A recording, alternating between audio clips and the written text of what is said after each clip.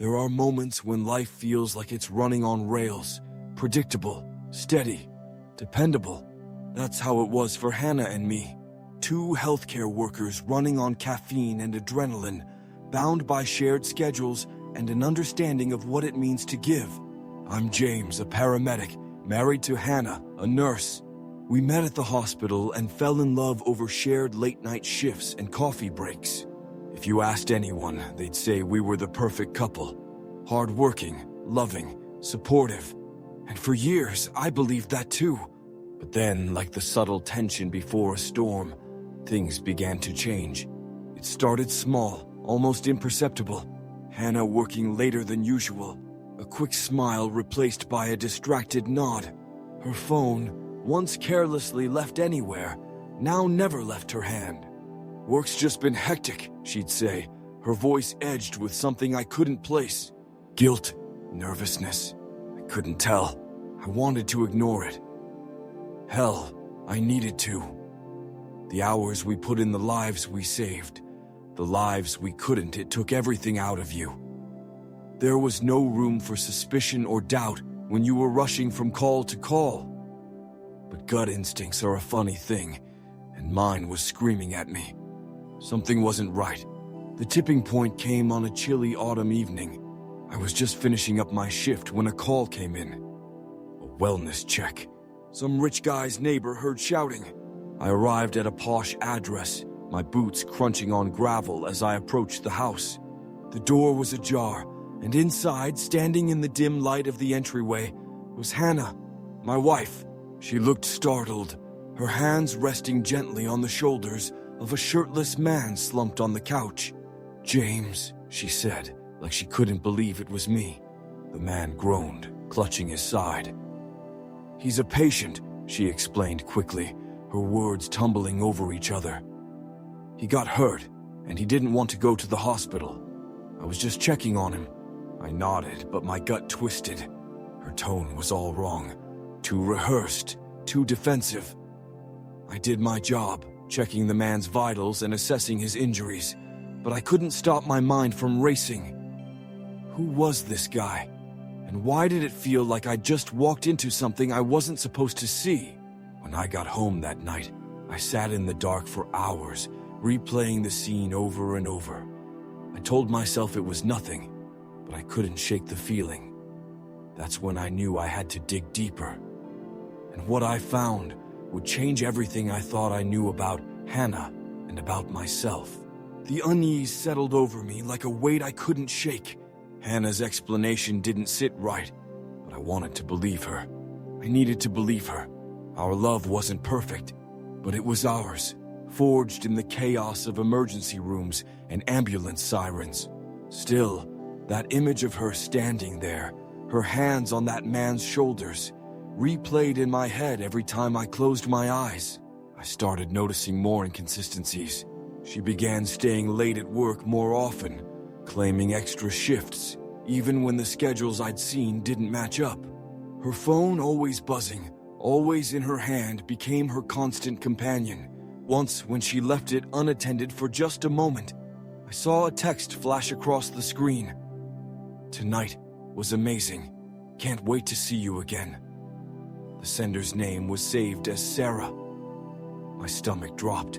I didn't confront her. Not yet. I told myself I was being paranoid, that the text could have been from a friend. But the doubt gnawed at me, a slow erosion of trust. I started digging. Not openly. Not yet. I needed to know for sure before I shattered everything. One night, I borrowed her phone while she was in the shower, using some lame excuse about needing to check the weather app. My hands trembled as I scrolled, and there it was, a string of messages from someone named Elliot. I opened them, my heart pounding in my ears. The messages weren't overtly romantic, but they didn't have to be. The tone was familiar, intimate. There were inside jokes, references to dinners, and a picture of a wine bottle captioned, "Your favorite." My throat tightened. It was the same brand she kept in the kitchen, the one we never opened because she said it was for special occasions. Who the hell was Elliot? When she came back from the shower, I handed her the phone and smiled, pretending nothing was wrong. Inside, I was crumbling. I couldn't confront her, not yet. I needed to know more. The next day, I looked up Elliot's name in the hospital directory and found his details. Elliot Greer, a patient of hers. Wealthy, charming, recently admitted after a minor injury from a skiing accident. The same guy I had seen shirtless on his couch. Piece by piece, the puzzle started coming together. I learned that Elliot was some hotshot tech executive, the type who thrived on attention and influence. According to the hospital gossip mill, he had a reputation for charming the nurses. I felt sick.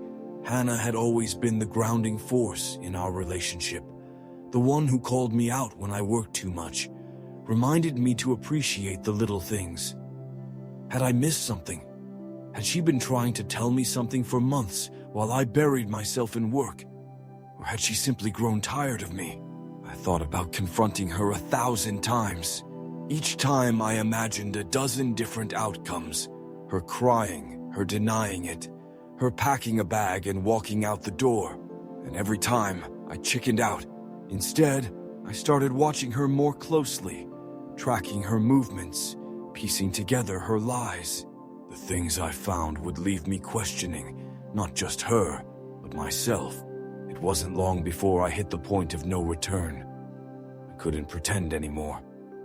The late nights, the cryptic messages, the emotional distance, it was all too much.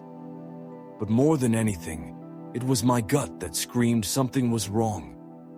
And that night at Elliot's house had been the spark that set everything in motion. So I started digging deeper. If Hannah wouldn't give me answers, I'd find them myself. I checked our phone records, something I'd never thought I'd stoop to. There it was, a pattern of calls and texts to the same number, all at odd hours. The name on the records, Elliot Greer. Every time I saw his name, it felt like a punch to the gut. This wasn't just a coincidence anymore. One evening, when Hannah told me she had to stay late for a shift, I followed her. I felt disgusting, like some paranoid creep, but I had to know. Her car led me not to the hospital, but to a trendy little bistro downtown. From the parking lot, I watched as she walked in. Not 5 minutes later, Elliot arrived. They laughed, their heads bent close together, sharing a bottle of wine. The same wine I'd found in our kitchen. I snapped a picture from my car. For what? I didn't even know. Evidence, maybe. Closure, definitely. When she got home later that night, I could barely look at her. She slipped into bed, kissed my cheek like nothing had happened, and fell asleep. Meanwhile, I sat in the dark, replaying the scene at the bistro in my head. The way she laughed at him, the way he touched her hand across the table.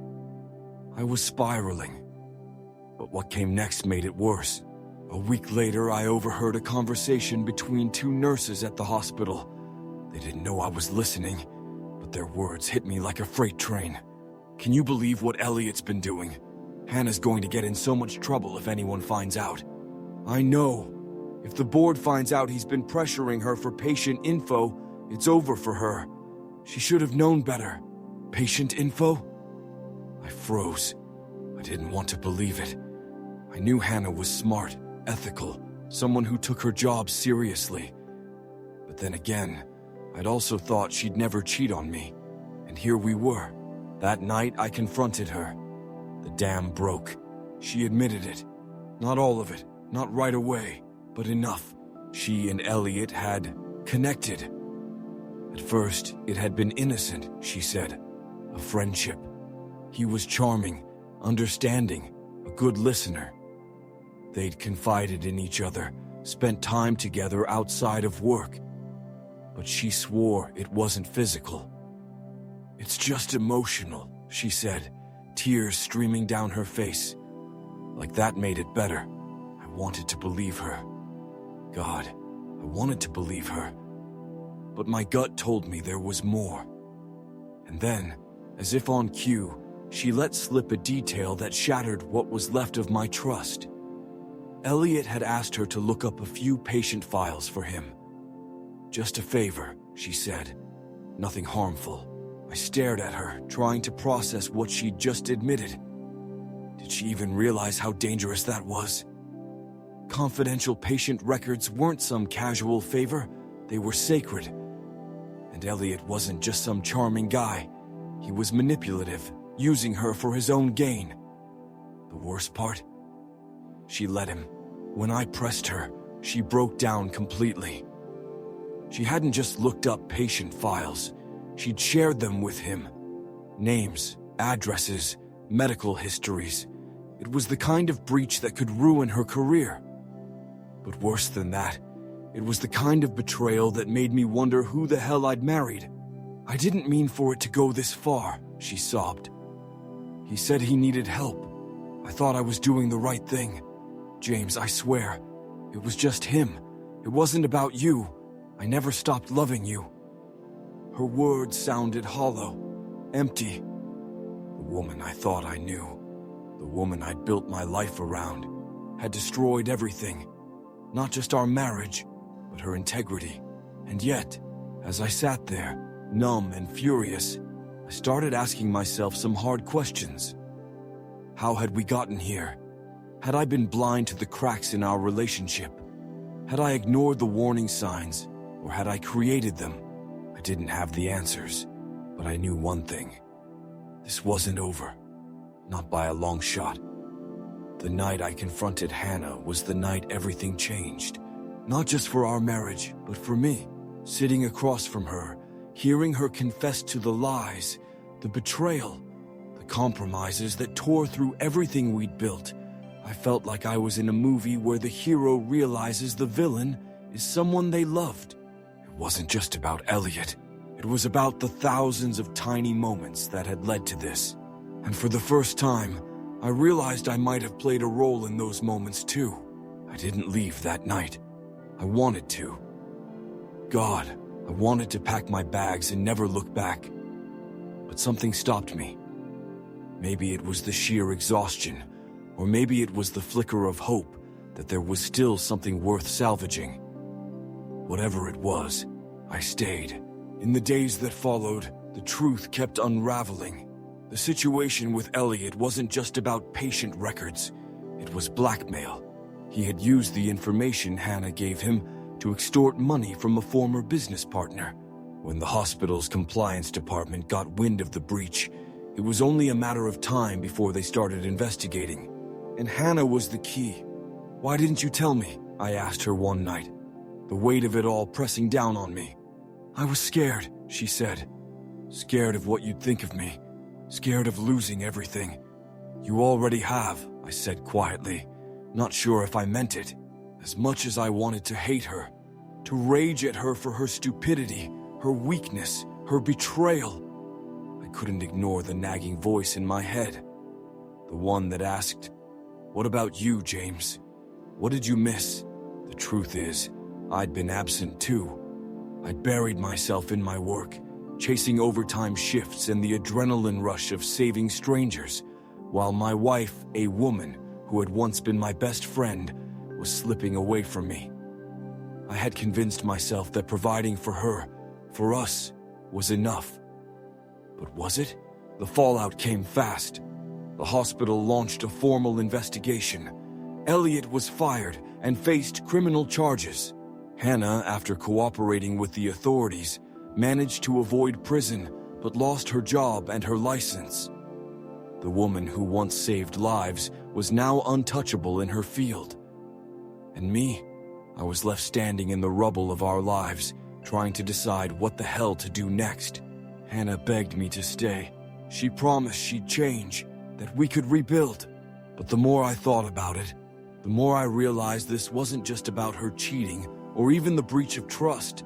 It was about me, about who I was and who I wanted to be. For years, I had been so focused on being the dependable one, the strong one, that I hadn't stopped to ask if I was happy. If we were happy, the day I packed my bags was one of the hardest of my life. Hannah stood in the doorway, tears streaming down her face, begging me to reconsider. "I love you," she said. "I know I've made mistakes, but I love you, James. Doesn't that mean anything?" "It means everything," I said, my voice breaking. "But love isn't enough. Not anymore." As I drove away, I felt a strange mixture of grief and relief. For the first time in years, I wasn't just running on autopilot. I was facing the truth, no matter how painful it was. In the months that followed, I started therapy. At first, it was just about coping with the betrayal. But as I dug deeper, I realized it wasn't just Hannah I needed to forgive. It was myself.